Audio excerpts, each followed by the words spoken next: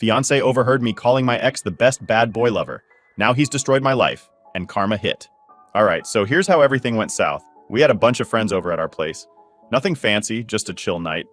Some people were in the living room watching Lord of the Rings, others were in the dining room playing cards. It was one of those nights where everyone kind of splits into smaller groups, and the vibe was super relaxed. You know how it goes. Different conversations happening in different corners, everyone just doing their thing. I was in the kitchen with my friend Jess. We were catching up on life, random stuff, and somehow we ended up talking about past relationships. It wasn't like we planned to get into anything heavy, it just happened naturally. You're sitting there, talking about life, and before you know it, you're spilling your guts about things you didn't even think mattered anymore. Now here's the thing, I had no idea Jason was nearby. I thought he was still playing cards with the guys, so when Jess brought up the topic of best relationships or whatever, I didn't think twice before answering. I mean, we were just chatting, harmless, right? Or so I thought. Jess asked me, do you ever think about your exes? Like who is the best in certain areas? She didn't say it in a weird way or anything, just like a casual question between friends. I laughed it off at first, but then, because I was in that comfort zone with her, I answered honestly. And that's when I said it. Jason is great, but he'll never be the lover that Bill was, I told her, leaning back in my chair like it was the most normal thing to say. It's not fair to him, though. Bill was just really gifted down there. The second those words left my mouth, I didn't think much of it. Jess chuckled, and we were about to move on to another topic when she froze. Her eyes darted past me, and I could feel the air in the room shift. I turned my head slightly, and there he was, Jason standing in the doorway. My heart dropped. I don't know how much he heard, but judging by the look on his face, it was enough. Enough to make me wish I could rewind time, take back what I said, or maybe even just disappear altogether. You know that feeling when you've been caught saying something you know you shouldn't have? Multiply that by 1,000. Jason didn't say anything. He just stood there for a second, like he was deciding whether to walk in or walk away. He finally cleared his throat and stepped into the kitchen, heading straight for the fridge. Hey, need anything? I asked, trying to sound casual, like nothing was wrong. My voice felt shaky, though. I could see Jess giving me that oh crap look from across the table. Nah, just grabbing some sodas, he replied, barely looking at me. His tone was flat, not his usual easygoing self. He grabbed a couple of cans and left without another word.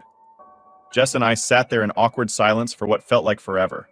Finally, she whispered, "Do you think he heard?" "I don't know," I muttered, my mind racing. I couldn't shake the look on his face. There was something in his eyes, like disappointment mixed with confusion. I wanted to believe he didn't catch the whole thing, that maybe he just walked in on the tail end and didn't put the pieces together. But deep down, I knew better. After that, I couldn't focus on the conversation anymore. Jess tried to change the subject, but my brain was stuck on replay, going over every word I said, every facial expression Jason made.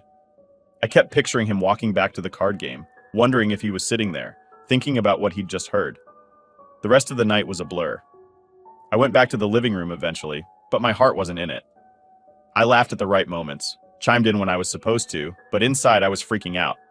Every time I glanced at Jason, he seemed fine, but there was this undercurrent of tension. I could feel it, even if he wasn't showing it. When everyone finally left and it was just the two of us, I thought about bringing it up. I wanted to ask if he heard anything, to clear the air, but I chickened out.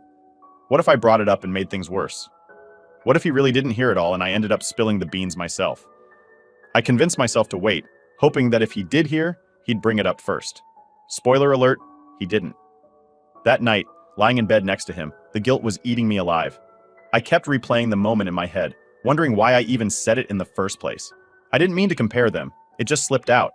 Bill was in the past. Jason was my future. But how could I explain that without making it sound like I was settling? I stared at the ceiling, listening to Jason's steady breathing, trying to figure out what to do. I wanted to reach over, to touch him, to say something, anything, to make it right. But I froze. What if he pulled away?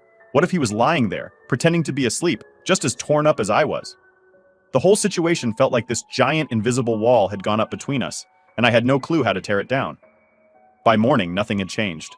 Jason got up, got ready, and left for work like normal. No words, no confrontation, just silence. And I stayed there, sitting on the edge of the bed, wondering if we'd ever be able to go back to how things were before that night in the kitchen. So after that awkward night, I could tell something was really off with Jason. He wasn't acting like himself at all. Normally, we're super comfortable around each other, talking, joking, whatever. But now it was like I was living with a stranger. He barely looked at me, didn't initiate any conversations.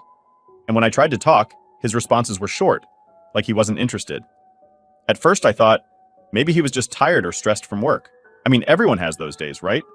But this felt different. It was like there was this wall between us, and I had no idea how to break through it. Every time I tried to get close, he'd pull away. He wasn't mean or anything, just distant. And that hurt more than I expected. I kept replaying that stupid comment I made in the kitchen, wondering how much he actually heard. Did he catch the whole thing? Just the tail end? I was dying to know, but I didn't have the guts to ask. I thought maybe if I just let it go, it would blow over. Big mistake. The silence between us was brutal. I'd be in the middle of cooking dinner and he'd walk in, grab a drink, and walk right back out without a word.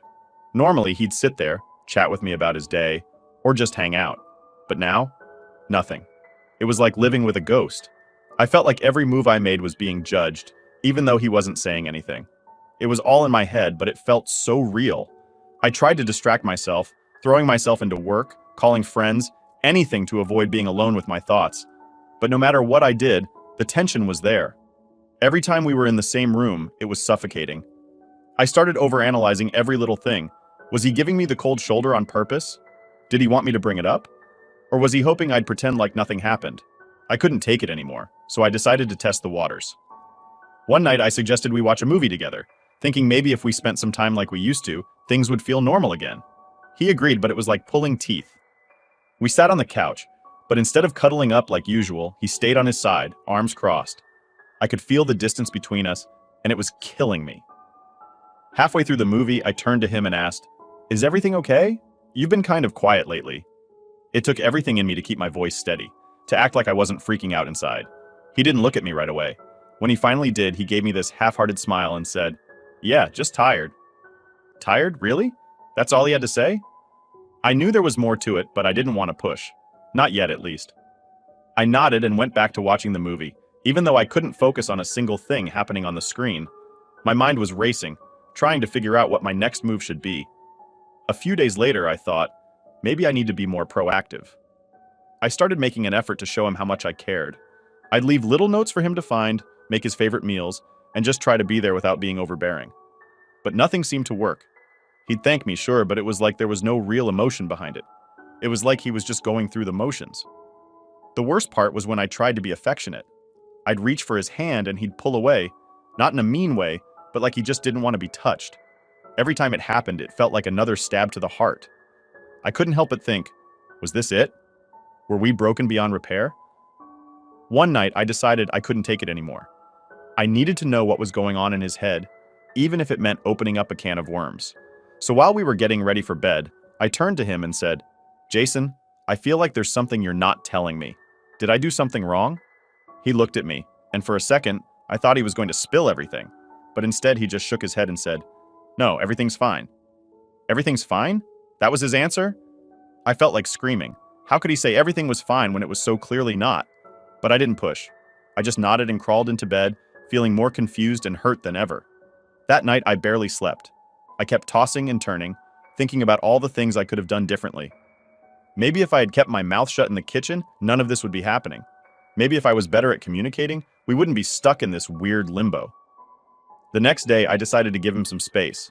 Maybe he needed time to process whatever was going on. I went about my day, trying not to let the weight of everything crush me. But as the hours dragged on, I realized I couldn't keep going like this. We needed to talk. Really talk. But how do you bring up something like this without making it worse? That evening, I made dinner, hoping we could sit down and have a normal conversation. But as soon as Jason walked through the door, I knew it wasn't going to happen. He was quiet, distant, and barely touched his food. I wanted to ask what was wrong, but the words got caught in my throat. By the time we finished eating, I was at my breaking point. I cleared the dishes, trying to keep it together, but inside I was a mess. I felt like we were on the edge of a cliff, and I had no idea how to pull us back. As I lay in bed that night, staring at the ceiling, I realized I couldn't keep pretending everything was okay. Something had to give, and soon. I just hoped that when it did, we'd be able to come out the other side still holding on to each other. But deep down, I wasn't sure if we could. So, the night everything finally blew up started like any other. Tense and awkward. Jason was doing his usual thing of barely saying 2 words to me, and I was trying my best not to completely lose it. I couldn't take the silence anymore, but I didn't know how to break it without making things worse. Still, I knew it was now or never. We couldn't keep tiptoeing around each other like this. After dinner, we were sitting on the couch, both pretending to watch some random show on TV. I couldn't focus on a single thing happening on the screen. My mind was racing, trying to find the right way to bring it up without making him shut down. But how do you even start a conversation like that? Finally, I couldn't hold it in anymore. I muted the TV and turned to him. "Jason," I said, trying to keep my voice steady, "I need to talk to you." He didn't look at me right away, just kept staring at the darkened screen like he was hoping I'd change my mind. After what felt like an eternity, he finally sighed and turned his head slightly. "What's up?" he asked, his tone flat, almost resigned. I took a deep breath, feeling my heart pounding in my chest. "I feel like there's been something wrong between us, and I need to know what's going on. You've been so distant, and I'm worried." For a moment, he didn't say anything, just sat there, his jaw tight. Then he finally spoke. "You really don't know?" he asked, his voice quiet but firm. That hit me like a punch to the gut. I knew exactly what he was talking about, but hearing him say it made my stomach twist. I tried to play dumb, hoping maybe we could talk about it without diving into the specifics. "I mean, I've noticed you've been acting differently. If I did something to upset you, I wish you'd just tell me." Jason gave a bitter laugh, shaking his head. "You did something, all right." I felt the blood drain from my face. This was it. He was going to bring up the kitchen incident, and there was no way I could talk my way out of it. "Jason, what did I do?" I asked, my voice barely above a whisper. He finally looked me in the eye, and I could see the hurt there, the pain I had caused without even realizing it. "I heard what you said," he admitted, his tone sharper now. "That night in the kitchen with Jess. I heard everything." My heart dropped. I opened my mouth to respond, but no words came out. He heard. He actually heard. I felt sick. "Jason, I didn't mean..." He cut me off, his eyes narrowing. "Don't lie to me, Mel. You meant it. You don't just say something like that unless it's true." I shook my head, feeling tears prickling at the corners of my eyes. "I swear, it wasn't like that. I was just talking. It didn't mean anything." He scoffed, leaning back on the couch. "Didn't mean anything? You told your friend I'll never be as good as your ex. How the hell am I supposed to feel about that?" I didn't know what to say. I wanted to reach out, to make him understand that it was a stupid, thoughtless comment, but I could see the damage was already done. "Jason, I'm sorry. I never wanted to hurt you." "You think sorry fixes this?" he snapped, his voice rising. "Do you have any idea what it feels like to hear the person you're planning to marry say they'll never measure up to someone else?" I couldn't hold back the tears anymore. "Jason, please. It was a dumb comment. I wasn't thinking. You're the one I love, not him." He stood up, pacing the room, running his hands through his hair. "That's not the point, Mel. You didn't just say he was better in some random way. You said I'll never be as good in bed. How do I come back from that? How do we come back from that?" I stood up too, desperate to make him see that we could fix this. "Jason, it was a mistake. I shouldn't have said it, but it doesn't change how I feel about you." He turned to face me, his eyes cold. "How do you think I feel now, Mel? Every time I'm with you, all I'm going to think about is how I'm not good enough, how you're comparing me to him." I reached out, but he stepped back, keeping the distance between us. "Jason, please. I know I screwed up, but I'm willing to do whatever it takes to make this right." He shook his head, his expression a mix of anger and sadness. "I don't know if you can, Mel. I don't know if I can get past this." That broke me. I felt like I was losing him right in front of my eyes, and there was nothing I could do to stop it. "Jason, I love you. Please don't let this ruin everything we've built together." He sighed, looking away. "I need some time to think." I nodded, not knowing what else to say. "Okay, take all the time you need." Without another word, he walked out of the room, leaving me standing there, feeling more alone than ever. I sat back down on the couch, staring at the muted TV, the weight of everything crashing down on me. How did we get here? How did one stupid comment turn into this? I knew we had a long road ahead, but I wasn't ready to give up. Not yet. I just hoped Jason felt the same way. After Jason walked out that night, I just sat there, staring at the empty room. My mind was racing, trying to figure out what to do next. I knew I had screwed up, big time. But what could I say that I hadn't already? Every time I opened my mouth, It felt like I was making things worse. The next day, I woke up early, hoping to talk to Jason before he left for work, but when I got up, he was already gone. He hadn't even touched the breakfast I made for him. My heart sank. It was like he was avoiding me on purpose, and honestly, I couldn't blame him. I spent the rest of the day replaying everything in my head, trying to think of how to fix it. When he finally came home that evening, I was ready to apologize again, to really lay it all out there. But the second he walked in, I could tell he wasn't in the mood to talk. He looked exhausted, emotionally drained. Still, I knew I couldn't let another day go by without addressing it. "Jason, can we talk?" I asked softly, trying not to sound too pushy.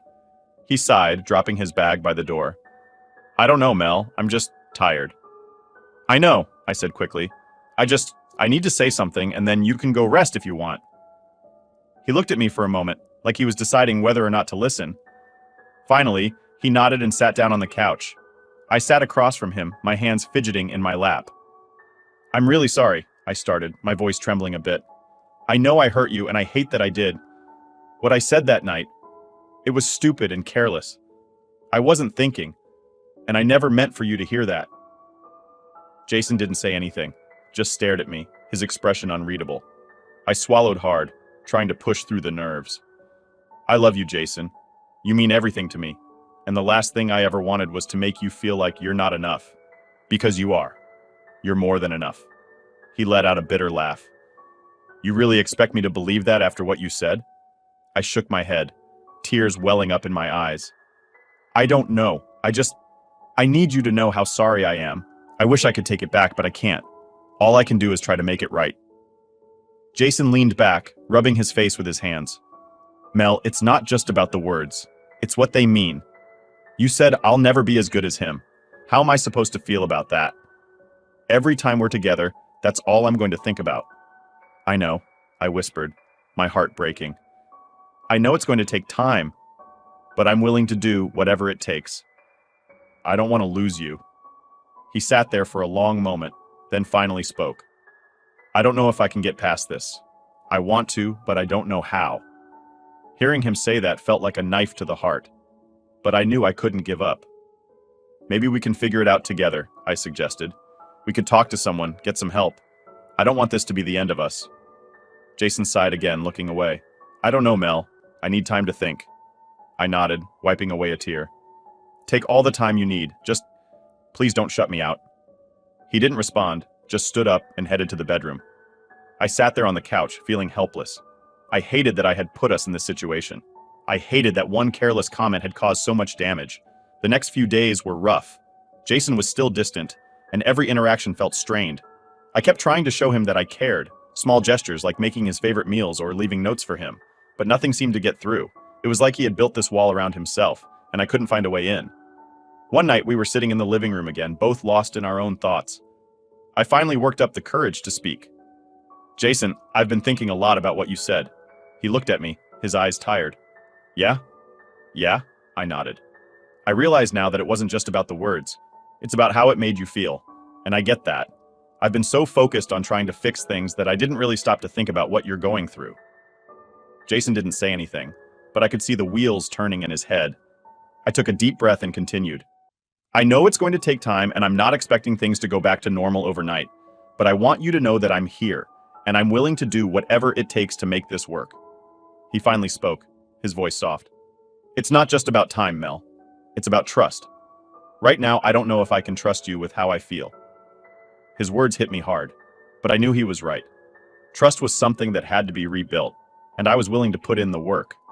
"I understand," I said quietly, "and I'm willing to earn that trust back, no matter how long it takes." Jason nodded slowly, his expression still guarded. "I guess we'll see."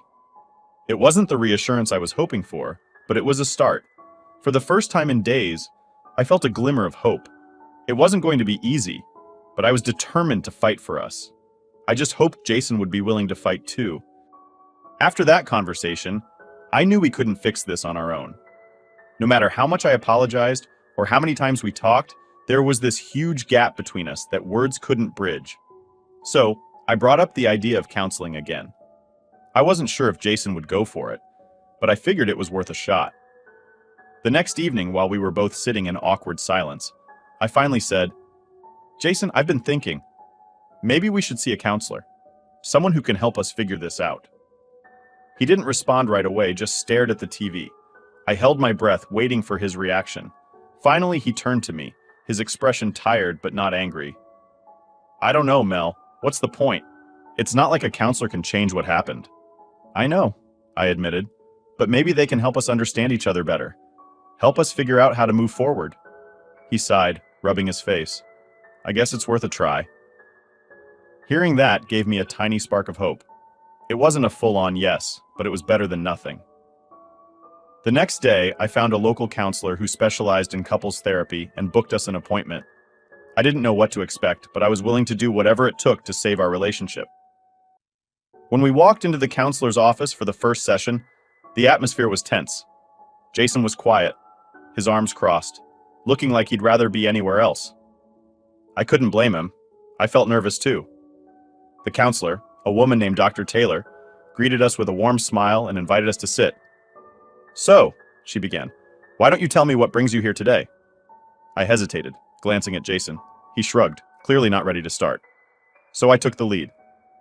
We've been having some issues with communication and trust, I said carefully. There was an incident a while ago, and it's been hard to move past it.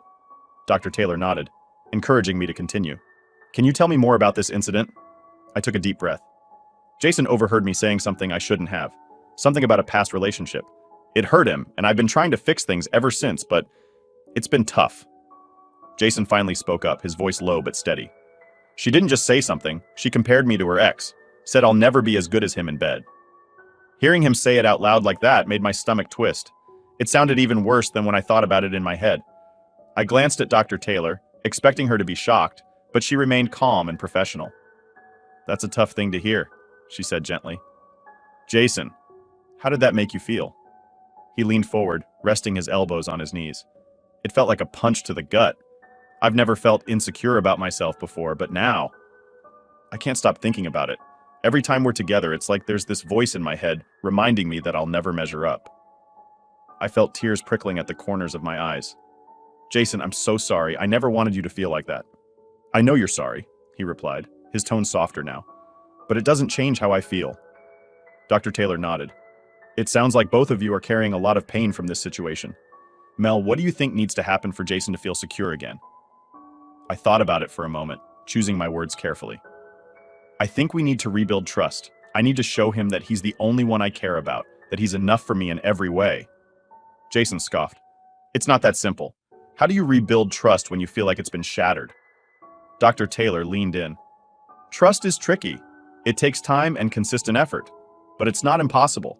The first step is open communication. Both of you need to be honest about your feelings, even when it's uncomfortable.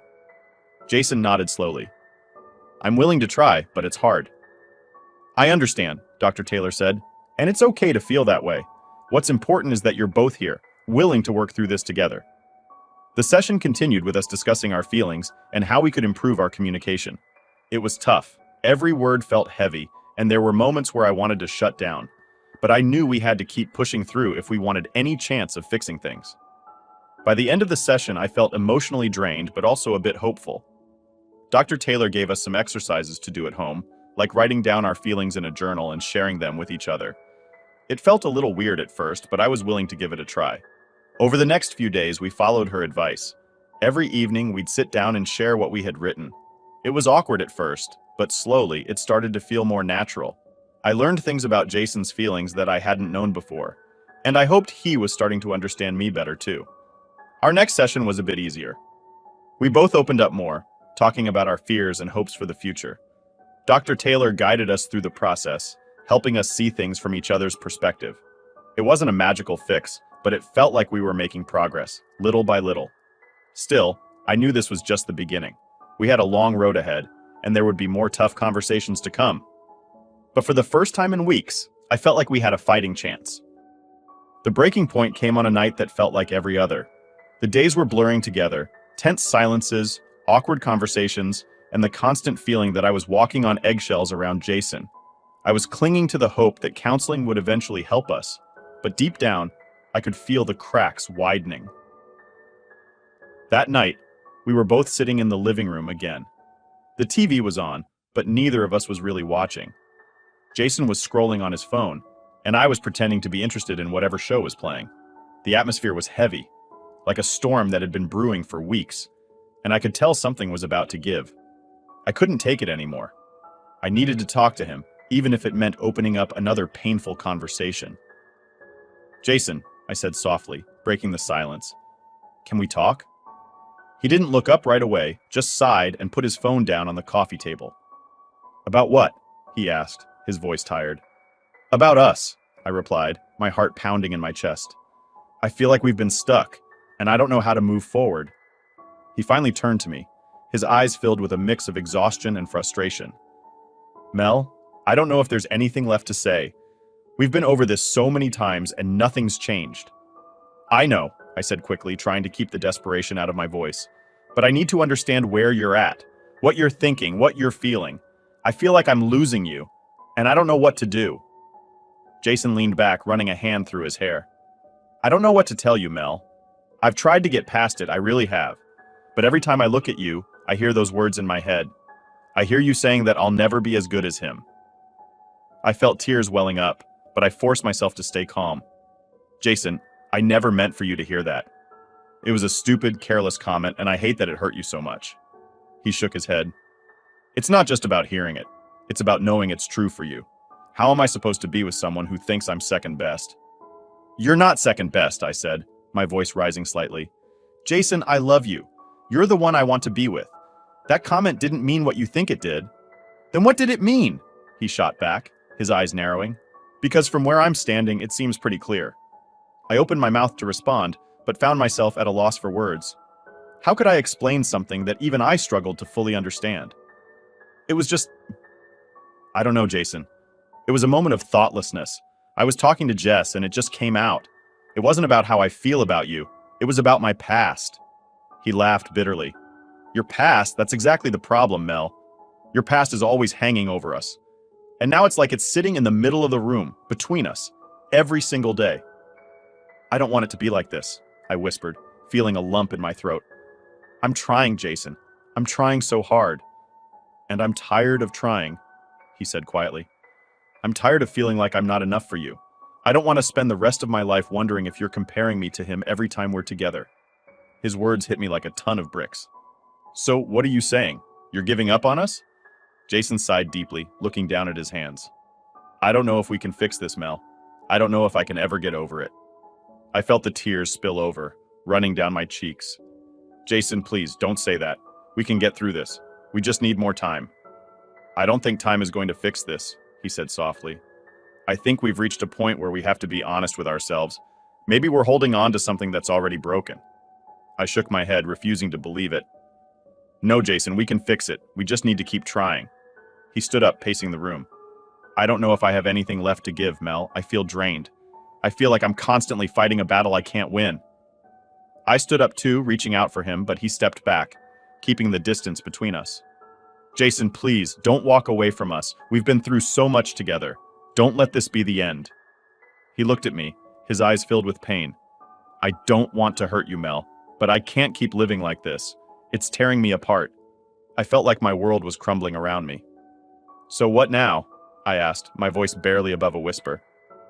Jason sighed again, his shoulders slumping. "I think we need some time apart. Maybe some space will help us figure out what we really want." Those words felt like a knife to my heart. "Time apart?" I repeated, my voice shaking. "Jason, I don't want to lose you." He reached out, brushing a tear from my cheek. "I don't want to lose you either, Mel. But right now, I don't know how to stay." And with that, he turned and walked out of the room, leaving me standing there, shattered. I collapsed onto the couch, sobbing into my hands. The man I loved was slipping away, and I didn't know how to stop it. I didn't think things could get worse after Jason walked out, but I was wrong. Way wrong. He didn't just leave me emotionally wrecked. He left me financially ruined too. I never realized how much of our life together was held up by him until it all came crashing down. At first, I thought I could handle it. I told myself I'd find a way to move forward, even if it felt like my world was falling apart. But reality hit fast and hard. Jason had been the one managing most of the bills. Sure, I contributed, but he covered the bigger stuff. Rent, utilities, the car payments. I never really thought about it because we were a team. But when he left, so did all that support. I remember the day I got the first overdue notice for the rent. My heart sank. I called the landlord, hoping to buy some time, but they weren't having it. "You're already a month behind," they told me. "If you can't pay by the end of the week, we'll have to start the eviction process." I felt like I was drowning. I tried to scrape together what little money I had, selling stuff online, taking on extra shifts at work, but it wasn't enough. And the hits kept coming. The car we shared? It was in his name. I came outside one morning to find it gone, repossessed. I was stranded, without a way to get to work or even run basic errands. Then there was the health insurance. I didn't even think about it until I needed to refill a prescription. I went to the pharmacy, only to be told my coverage had been canceled. Turns out, Jason had been paying for that too. Without it, I couldn't afford my meds, and my health started to spiral. The worst part? Jason wasn't answering my calls or texts. I tried reaching out, begging for a little help, just to get me through the month. But it was like I didn't exist to him anymore. I wasn't just losing the person I loved, I was losing everything we'd built together. People like to say karma always comes back around, but in this case, it felt like I was the one getting hit with it. I kept thinking back to that one stupid comment I made, the one that started it all. I never imagined it would cost me my relationship, my home, my stability. But here I was, living the consequences. I ended up crashing on Jess's couch for a while after I got evicted. She tried to be supportive, but I could tell she was getting tired of having me around. I couldn't blame her. My life was a mess, and I didn't have a plan to fix it. One night, after another failed attempt to get in touch with Jason, I broke down. "He took everything from me," I sobbed to Jess. "I have nothing left." She hugged me, but there wasn't much she could say.